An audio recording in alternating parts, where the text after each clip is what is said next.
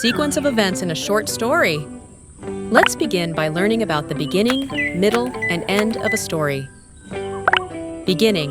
This is how the story starts. It tells us who is in the story and where they are. Middle. This is the exciting part. It tells us what happens to the characters or what problem they have. End. This is how the story finishes. It tells us how the problem is solved. Now here is an example. Bella the bunny. Bella the bunny found a red balloon. Oh wow, a balloon! The wind blew the balloon away, and it landed on a tree. Oh no! A kind bird helped her get it, Bella said. Thank you, Birdie! In the beginning, Bella the bunny found a red balloon. This part introduces our character, Bella the bunny.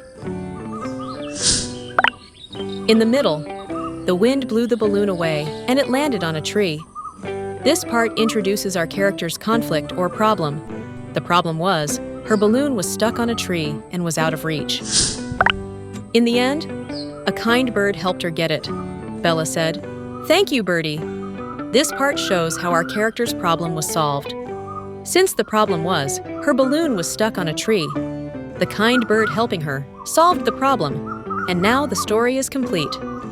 Again, in the beginning, the character is introduced. Hi, I'm Bella the bunny! In the middle, the problem is introduced. Oh no! And in the end, the problem is solved. Yay! Thank you, Birdie! Sequence of events in a short story.